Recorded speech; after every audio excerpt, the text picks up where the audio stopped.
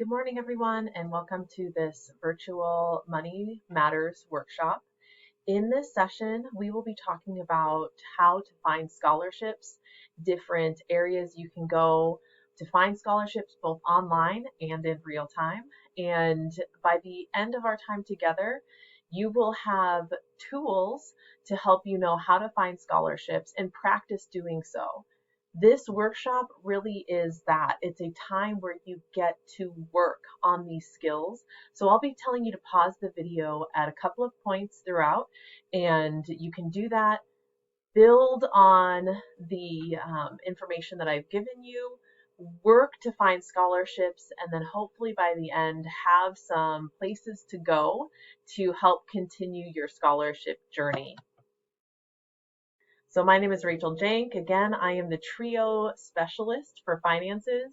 And if you have any questions, you can always email them to me, and my information will be down below in the description for that.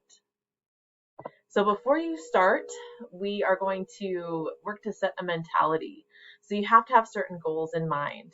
For example, if your goal is to find money as fast as possible, you're going to have to approach this in a slightly different way than if you're planning for second semester or even next year. If you have a certain amount of money that you would like to get, you're going to have to approach this differently. And one of the questions you need to ask yourself is, how much work are you really willing to put into this? Because persistence is the key in finding and applying for and eventually, hopefully, getting scholarship funds. So we'll be talking a lot about persistence as we go throughout, but now is the time to set that mentality. Again, this video is going to encourage you to be doing the work, and those who do the work and are persistent with it see the benefits in the end. So we're going to jump right in. The first thing that you need to consider are your descriptors or eligibility markers.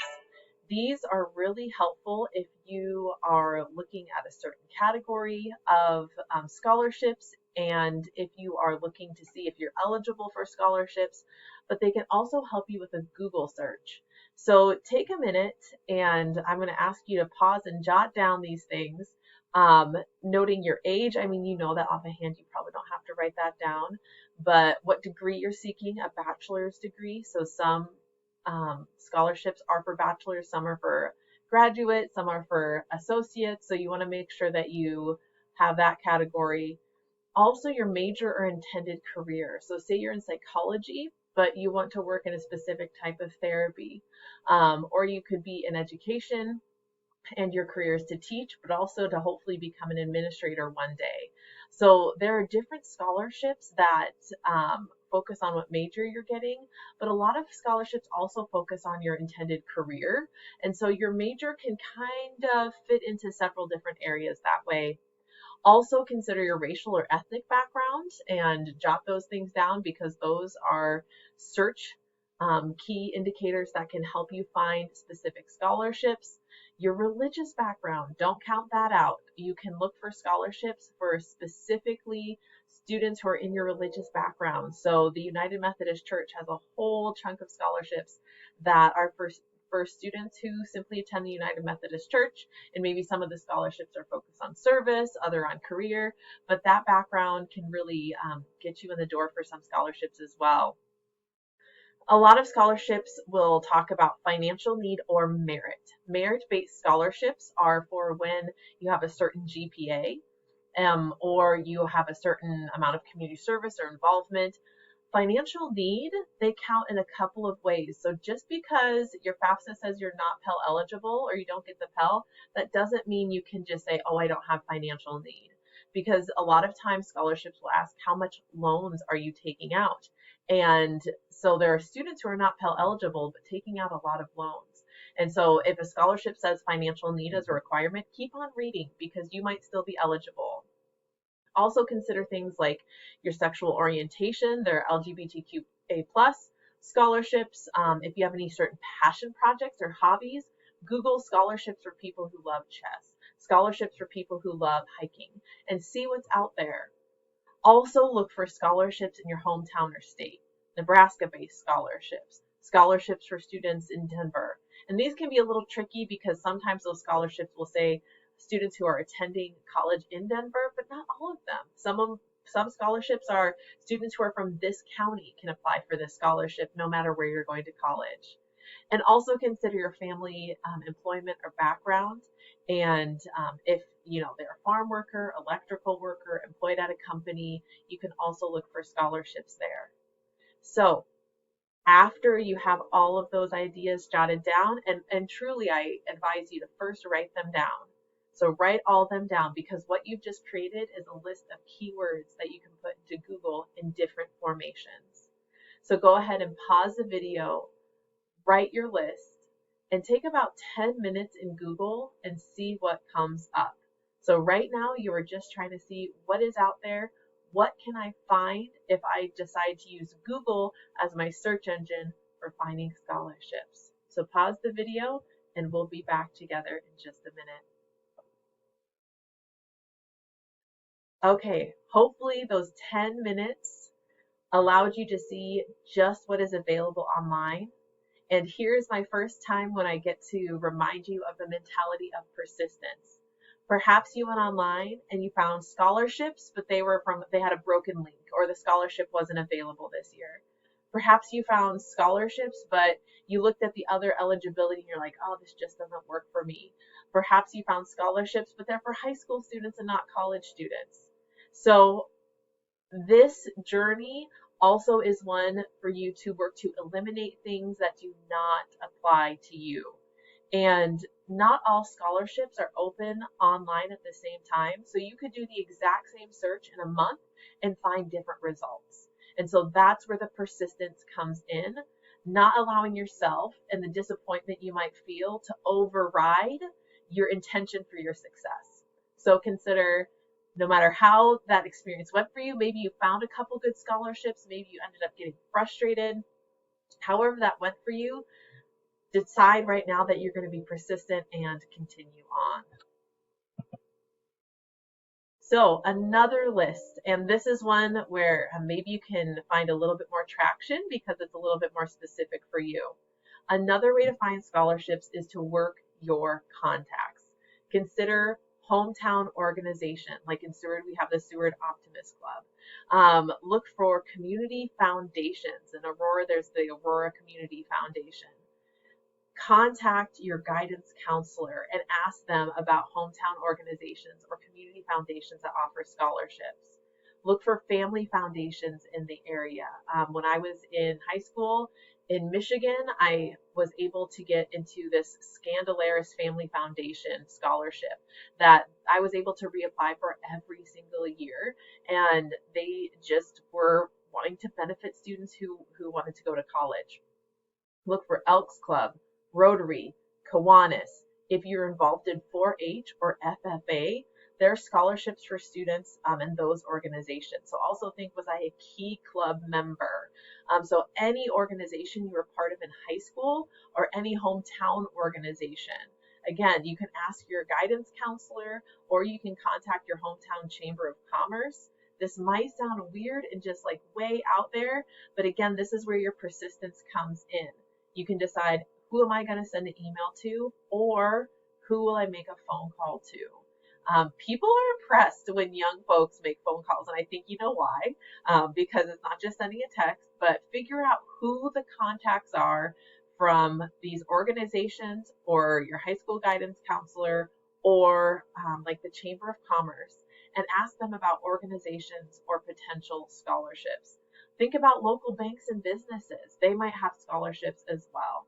So now is the second time you get to pause and consider, where do I want to start making my contact? And maybe during this time, you can even send out an email or two to that high school guidance counselor, or if you know somebody back home that's in the Rotary Club or something like that, you can go ahead and ask. You can also look up the contacts for the president of like the Rotary Club, Kiwanis Elks Club, etc., and see who you come up with. So again, pause the video, take about 5 minutes and make that list of contacts, or search online for local organizations and community foundations from your hometown and see what comes up. Pause the video and jump back on in about 5 minutes. All right, so we're going to keep on going. Hopefully that felt productive to get that out. And if you sent an email, give yourself a high five or just clap. It's the same thing. And we're going to go to the next idea of ways to find scholarships. So the final suggestion in finding scholarships is to look at a search online that has a lot of scholarships that it's collected, otherwise known as a scholarship bank. So there's a link on here that you can put right into your new web page, and it will take you to Education Quest, which has a bank of scholarships. You can also look at the TRIO Scholarship Bank, which will also be linked into the description here and into the little module that you're doing. And you can look there and start looking for scholarships. Now, I will tell you, scholarship banks can be a little overwhelming. For example, right now in one of the scholarship banks, there are a ton of scholarships, like 20 scholarships in a row that apply to only like Florida Central University, or there's another university from Florida. That's because just like online, these scholarship banks get updated as the scholarships are released. And so you might see a whole big chunk of scholarships that have nothing to do with you. And that's simply because they released these scholarships recently. And so they got filtered all into the bank. So take some time and look through some of the scholarship banks. Again, give it about 15 minutes and see what happens. Use your little right click, open a bunch of tabs. And what you're doing here is you're reading through the qualifiers to see if you're eligible. So you're looking at what's the due date, what are the requirements, am I eligible? And that will kind of take you down a certain path. And so again, spend a little bit of time. But before I release you, I want to say one more thing. Now's the time to create an organization system. So when you do these scholarship banks, you will find maybe a lot of scholarships start popping up, or maybe you found a couple scholarships in that Google search that apply to you. So what you need to do is create an organization system. Some people like spreadsheets. That doesn't work for me personally. I like to make a folder in my Google Drive that just says scholarships, and every document in that folder I title with the due date and then the title of the scholarship. So I'll say like due 10/5/24, so October 5th, 2024. So that's going to make sure it moves to the top of my folder, or I can see when it is due, and then I can see the title of the scholarship. And then in that document, I'll paste the link and I'll paste the requirements so I kind of know which scholarships I need to spend more time on right away. You can also do that in a spreadsheet. You can email yourself. If you find a scholarship, you can email yourself, make sure you do the scholarship, or send it for like 2 days from now if you have more time then. You can even print these things out and put them in a binder and open up your binder and then work on your scholarship. I mean, whatever works for you, a checklist in a planner. So create your organization system and decide, do I need to create a new Google Drive? Do I need to create a quick spreadsheet? Do I need to, have something next to me to write down? And then jump onto one of these scholarship banks. And again, spend about 15 minutes looking and see what you can find. Okay, again, hopefully that 15 minutes gave you a good understanding of how to look through scholarship banks. Maybe you found a scholarship, but more likely you just found some good tools to use. So some ending thoughts. Make sure you have perseverance as you go through this. We will be having live workshops, and then I'll have future videos like this that will help you as you continue to build your scholarship application skills. Also, consider scheduling in scholarship time so that you have the ability to make this something that you do regularly. Come into the ASC, work with a mentor, contact your TRIO specialist, and request to have a meeting about this. And then you can always contact me. My email is here. So at the end of this module, you'll be asked to submit a couple of things from the work that you did. And again, please contact your TRIO specialist to continue this work. Take care, and I'll see you later. Bye.